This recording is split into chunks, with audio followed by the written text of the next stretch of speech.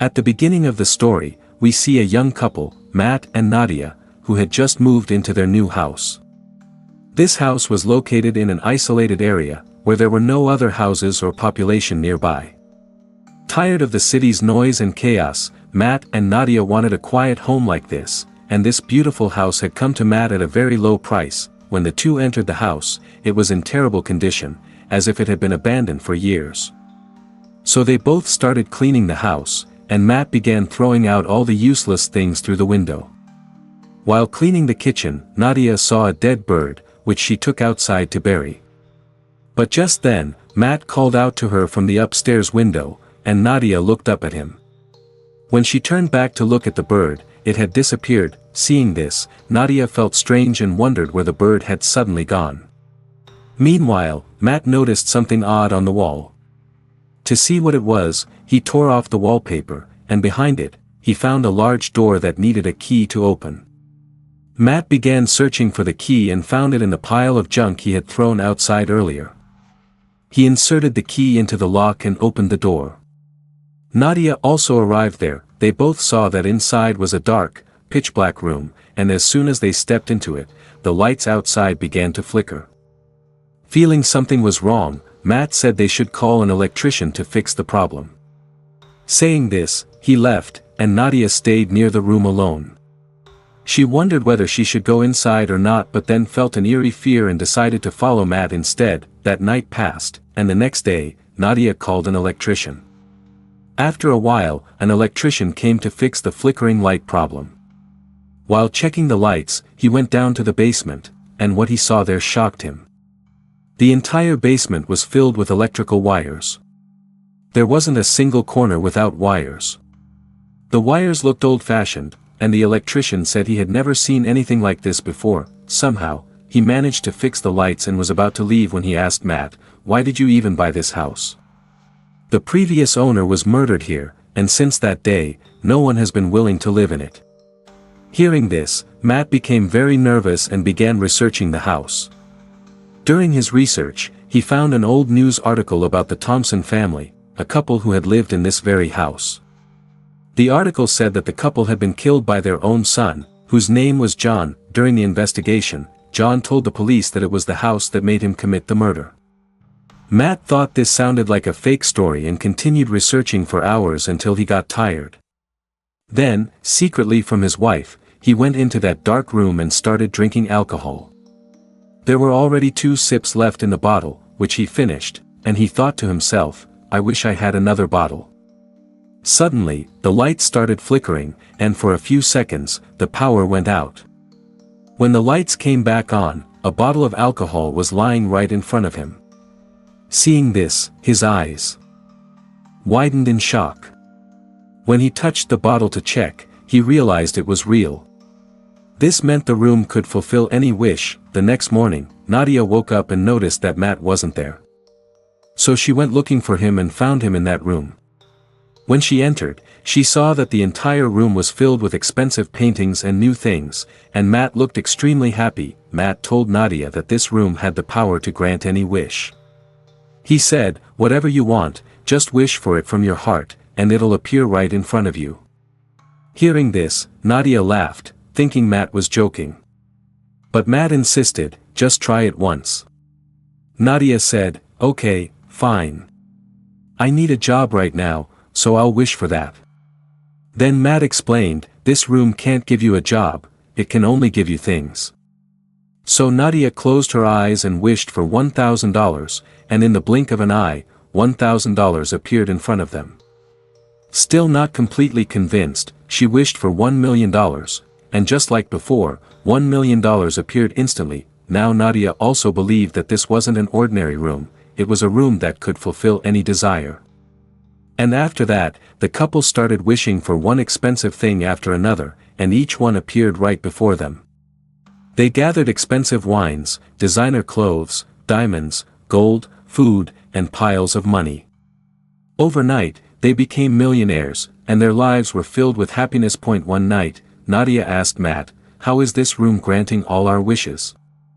But Matt said, "We shouldn't think about that. We should just enjoy it."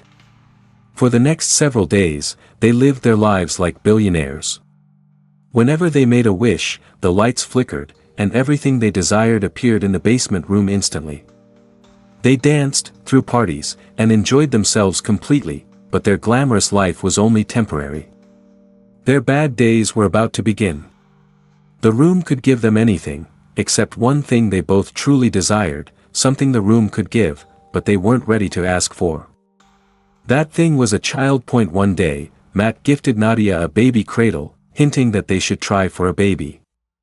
Matt told Nadia, "We should try once more."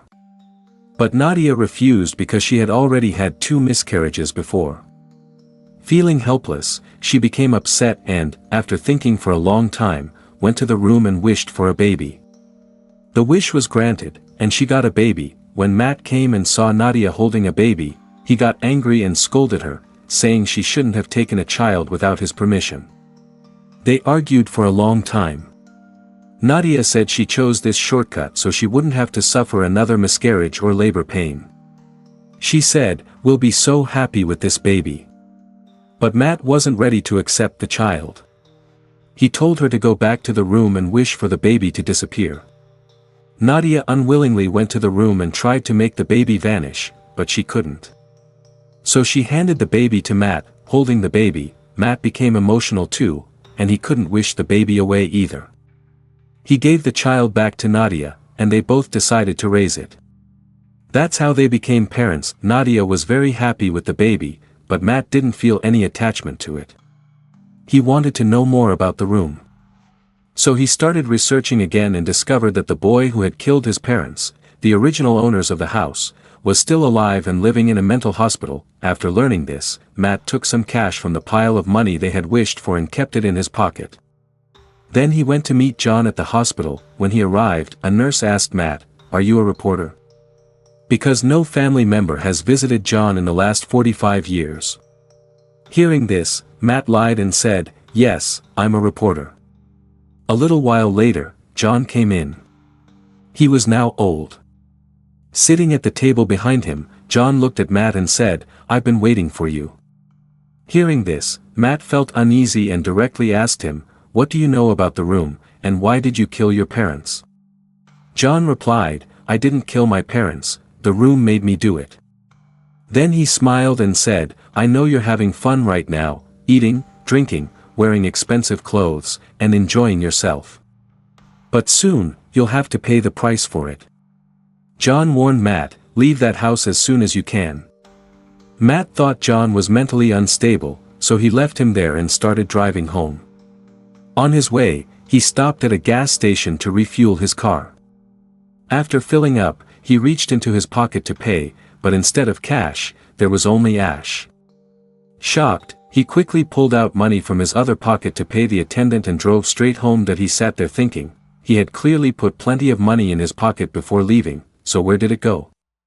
To confirm his suspicion, he threw some of the money they had wished for out the window, and right before his eyes, the money vanished into thin air. Then Matt picked up one of the paintings they had wished for and placed half of it inside the house and half outside.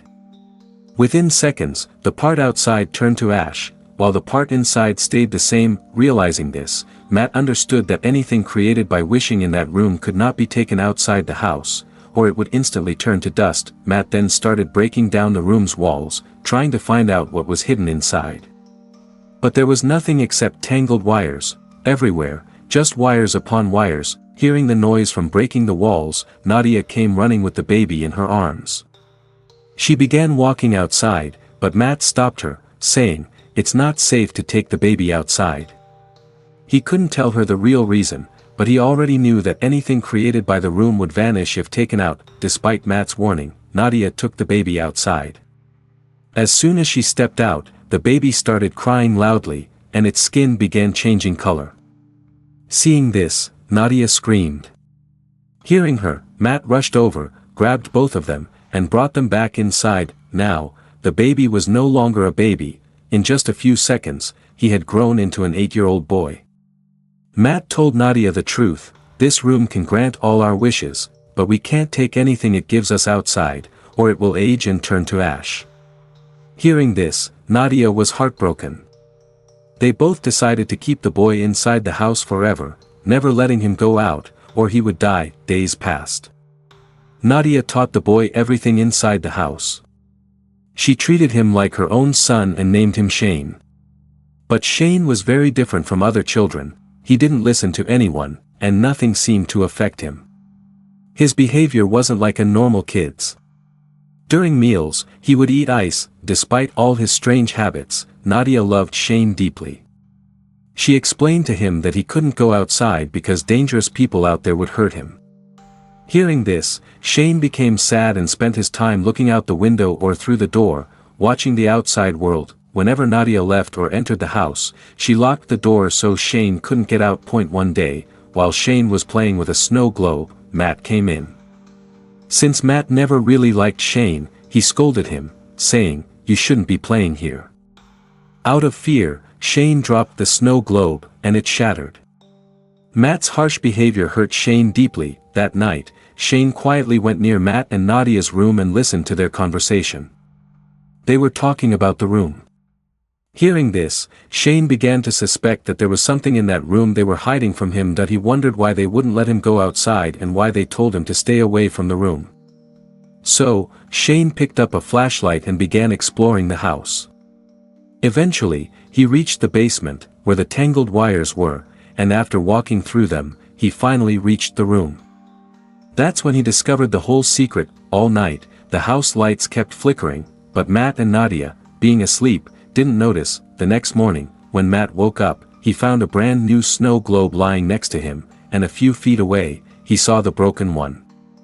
Seeing this, he was shocked and wondered who made the new one. That he went straight to Nadia, woke her up, and asked, "Did you wish for this globe from the room?"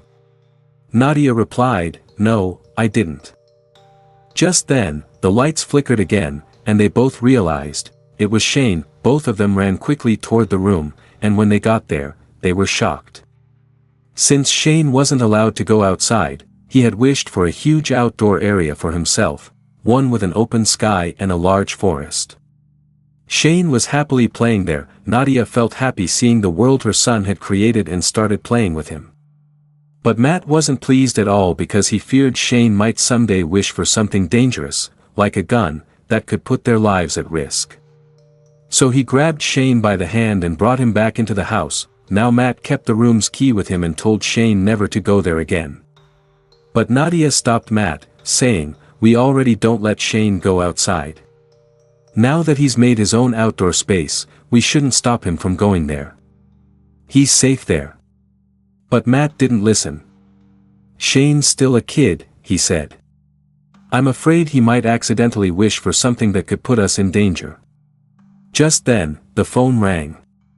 Even though he didn't have permission, Shane answered it. But Matt quickly snatched the phone and spoke himself.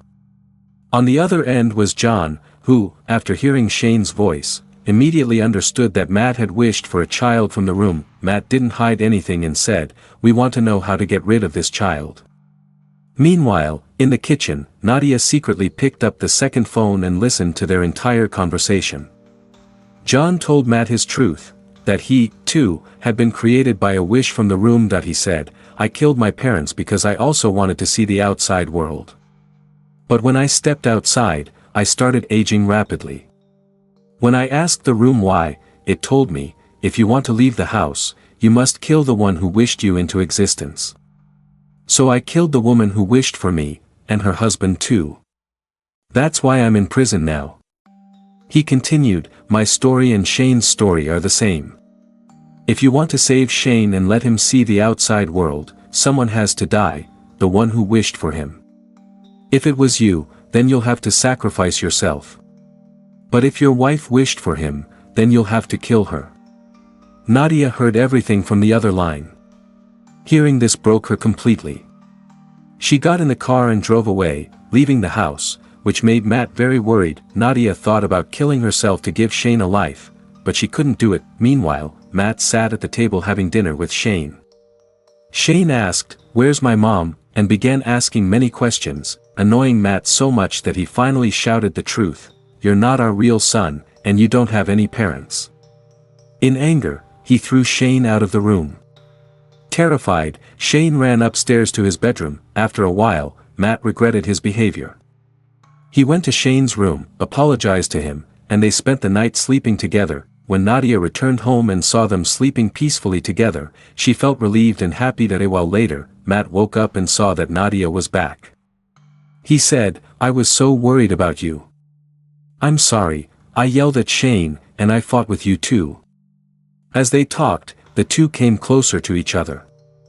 When they became intimate in the room, Shane secretly watched them from the doorway. He began to feel an attraction toward Nadia and wanted to experience the same thing himself, that he waited for them to fall asleep. When they were deeply asleep, Shane quietly sneaked in and stole the house key from Matt's pocket, the key that opened the front door to the outside. The next morning, Matt and Nadia noticed the front door was open and realized Shane had gone outside. They feared he might be dead, but soon, they saw Shane in another part of the house, and were shocked, because Shane was no longer a boy. He had grown into a strong young man that he pointed a gun at his parents and threatened them. Nadia tried to calm him down, but Matt attacked Shane, and a fight broke out between them. During the struggle, Nadia was accidentally pushed, fell to the floor, and lost consciousness. After a while, Matt woke her up and told her that Shane had been shot by accident and was dead. Hearing this, Nadia broke into tears. Matt comforted her and took her back inside the house. But here came the biggest twist in the story: the man who brought Nadia home wasn't Matt. It was Shane. Meanwhile, in the other room where the fight had happened, the real Matt regained consciousness and started searching the entire house for his wife. Suddenly, he noticed the lights flickering again and headed toward the room, but Nadia wasn't there. Nadia, on the other hand, had no idea that the man sitting with her wasn't Matt but Shane. Still, she began noticing some changes in him. Soon, when she saw his habit of eating ice, she realized that this wasn't Matt, it was Shane, who had used the room to take Matt's form. The real Matt, meanwhile, understood that he was trapped alone in the original house. Shane had used the room to move Nadia into a duplicate house, a copy of their real one, where he had planned to keep her captive and be intimate with her. Realizing this, Matt ran through the forest, the one Shane had created using the room, until he finally reached the duplicate house. Inside, Shane was trying to force himself on Nadia. When Shane saw Matt enter, he got ready to fight again. Now, Nadia couldn't tell which one was the real Matt because both looked exactly the same. Both men shouted, "Come with me." Thinking fast, Nadia said Shane's name out loud. The moment Shane looked at her, she realized who he was. She pushed him hard, making him fall to the ground, and as soon as he hit the floor, he changed back into his real form. Matt and Nadia tried to escape from the room, but they couldn't, because Shane had wished for them to be trapped inside that house forever. After many failed attempts, Matt stopped and started thinking of a way out. Then he made a clever wish. He wished that their new forms would stay inside the house, while their real bodies would move outside. Just then, Shane appeared again and stabbed Matt with a knife, killing him. That he turned to Nadia and said, "Forget Matt and stay with me."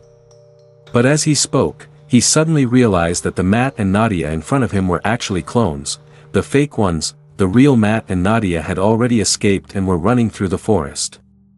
Seeing this, Shane became furious and chased after them. They managed to reach the real house.